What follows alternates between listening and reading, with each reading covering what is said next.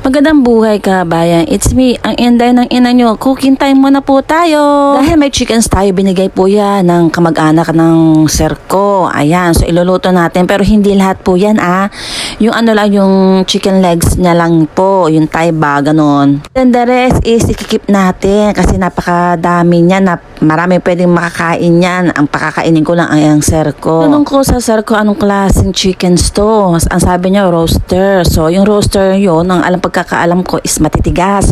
So, tama nga, yung niluto ko siya. Let's start cooking na, kabayan. So, chicken soup with garlic and onion. Tama ba yun? Napakadali lang ito, kabayan. I'm sure magugustuhan ito ng mga amo mo kapag inuluto mo sa kanya. Actually, kahit hindi roaster yung chickens mo, kahit anong klaseng chickens, o diba? Daming S. Itong chickens na to is galing sa China, kabayan. Makikita nyo, ganyan talaga ako maghiwa ng chickens. Natutunan ko yan sa akin na nananayan, si Nanay Vilma. Shoutout sa'yo, Nay. Talaga, hirap talaga ako maghiwa-hiwa ng chickens. Pero dahil sa kanya, natuto ako.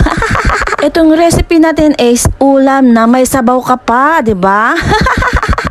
Ang ingredients po ito ay mangangailangan po tayo ng sibuyas, yung malaki po, and then yung maraming bawang. Bali yung isang buong bawang ang ginamit ko dyan, and then pepper, and then salt. Yun lamang po, diba? And then gumamit ng sibuyas na kulay pula. O, dahil ang ginamit ko dyan is white. So, ganyan lang po. Ayan o, kung nakikita nyo po, kabayan, is nilagyan ko muna ng mainit na tubig, and then hugasan ko. Ganyan-ganyan lang. Parang blanch ba? So, ayun na nga, kabayan, hinihiwa-hiwa natin ang ating sibuyas. Sa inyo kung anong klase kayo mag-slice sa sibuyas. Basta kahit na ano, kasi mamaya, i-blend po natin yung sibuyas na yan. So, nawala din siya. Nawala din pagka-slice ng sibuyas sa pagka-slice mo. So, ito rin ang bawang natin. Kahit hindi mo na durug-durugin, kahit buo lang yan, okay lang yung, kabayan, para hindi ka ma-downtime. So, ayan, marami na naman may inis sa tawa kung bahala ka dyan, madigas ka.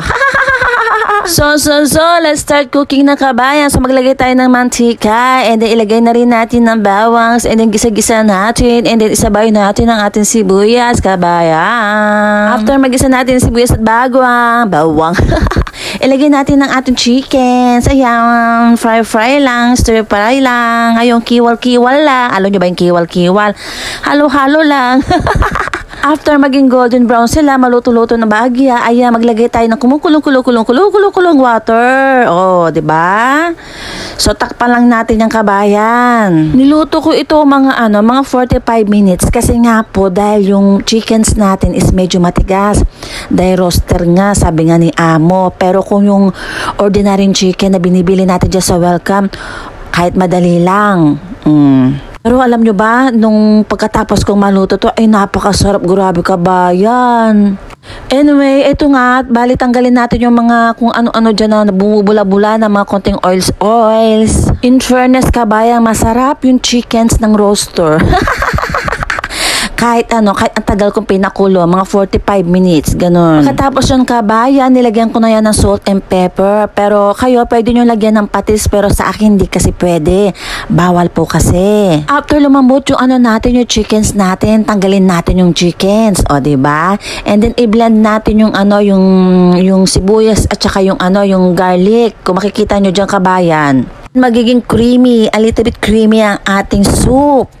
English yun, Napakadali lang to, kabayan. Pagkatapos maluto niya, ayan, nag-serve ako with rice sa amo ko. Ayan, dami yung nakain. After na blend natin, ibalik natin na yung chickens natin. And then, lutuin lang natin ng mga ilang minuto, mga 1 minute or 2 minutes. And then, okay na. Ready to serve na sa amo natin, kabayan.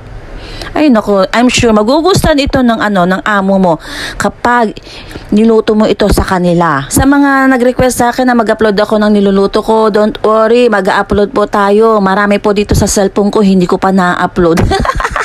So nakikita nyo dyan, yung video na yan is itong video na to, nung di pa ako nagbabakasyon.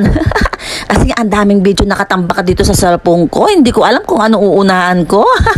So, ayan na, kabayan. Ready to serve na tayo, ha? Maraming salamat po. I-share mo ito para matuwa ako sa'yo. Lalabinday ng ina mo. Mua, mua, chup, chup. Bye-bye. Love you.